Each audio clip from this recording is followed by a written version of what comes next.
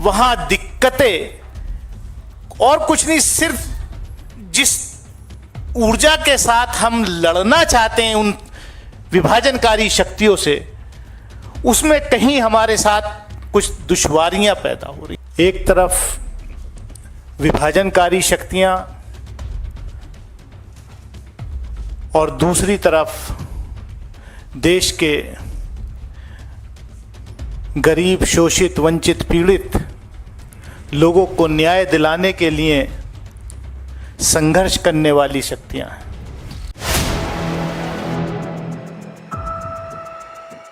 बसपा सांसद कांग्रेस में शामिल मायावती को लगा बड़ा झटका। आज हम इसी पर करेंगे बात। नमस्कार, 4 PM में आप सभी का स्वागत है।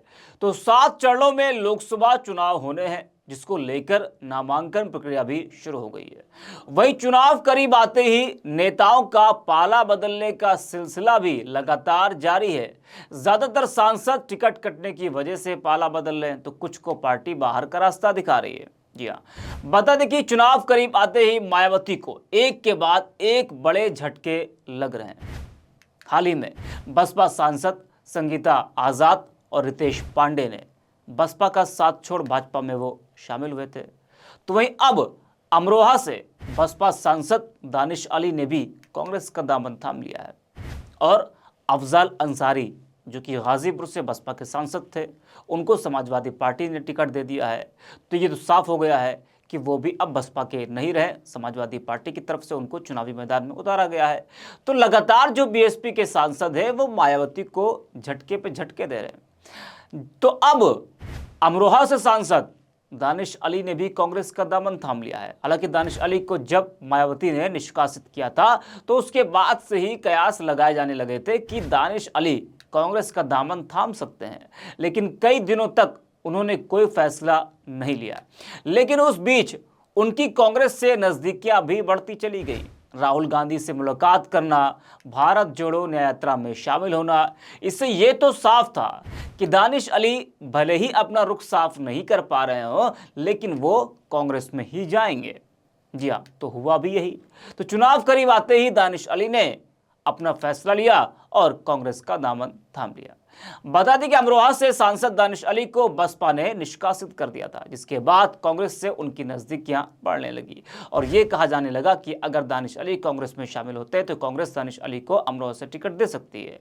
वहीं अब अमरोहा सीट पर कांग्रेस को लेकर सभी की नजरें लगी हुई। जब दानिश अली ने कांग्रेस का दामन थामा तो अमरोहा सीट को लेकर चर्चाओं का बाजार भी गर्म हो गया। राजनीतिक गलियारों में तरह तरह की चर्चा होने लगी। क्या कांग्रेस दानिश अली को उतारने के मूड में है?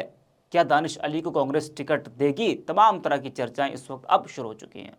वहीं भाजपा की अगर बात करें तो भाजपा ने पिछली बार हारे कंवर सिंह तंवर को टिकट दिया है अमरोहा से, और मायावती ने डॉक्टर मुजाहिद हुसैन उर्फ बाबू भाई को टिकट दिया है।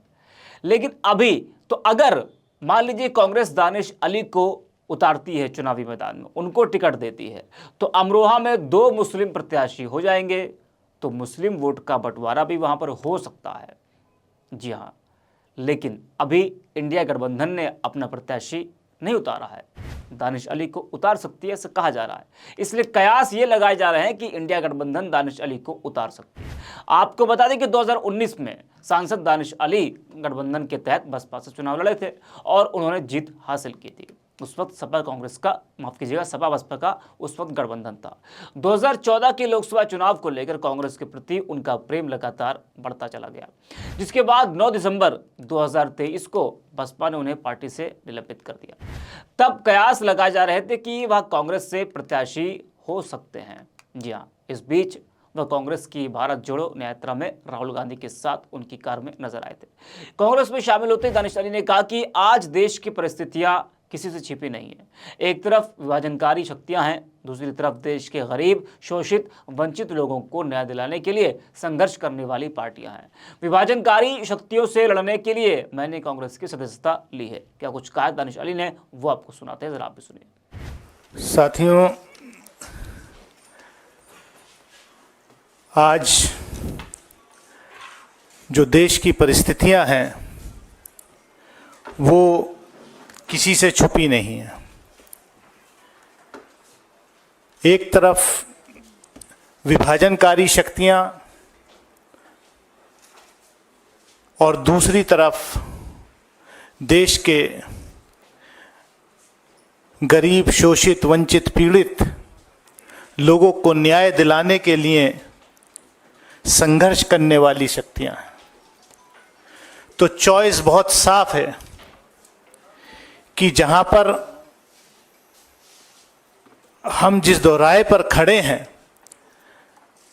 आज वो फैसला लेने का वक्त आ गया था कि हमें अगर विभाजनकारी शक्तियों से लड़ना है तो राहुल गांधी जी के नेतृत्व में इंडियन नेशनल कांग्रेस के अध्यक्ष मल्लिकार्जुन खड़गे जी, हमारी सबकी त्याग की देवी श्रीमती सोनिया गांधी जी, प्रियंका जी, हमारे अविनाश पांडे जी जो जनरल सेक्रेटरी इंचार्ज हैं यूपी के सी वेणुगोपाल जी, इन सब लोगों से मेरी लगातार बात हुई। हमारे प्रदीप नरवाल जी, पवन खेरा जी हमारे पुराने मित्र हैं, धीरज गुजर जी, पूनिया जी, सब लोग। तो मतलब अब कोई जो आगे का रास्ता है वो जिस आइडियोलॉजी को लेकर के हम छात्र राजनीति से संघर्ष करते हुए यहां तक पहुंचे हैं, उसमें कहीं ना कहीं हम जहां पर हैं थे वहां दिक्कतें और कुछ नहीं, सिर्फ जिस ऊर्जा के साथ हम लड़ना चाहते हैं उन विभाजनकारी शक्तियों से, उसमें कहीं हमारे साथ कुछ दुश्वारियां पैदा हो रही थी। तो इसलिए ये फैसला, क्योंकि मैंने इसलिए कि पहले ही सेंटेंस में ये कह दिया कि आप इससे पहले सवाल पूछते तो मैं पहले ही उसका जवाब दे दूं, इसलिए आज ये अहम फैसला अपनी फ्यूचर पॉलिटिकल जर्नी के लिए मैंने इंडियन नेशनल कांग्रेस की सदस्यता ग्रहण करने के लिए लिया है।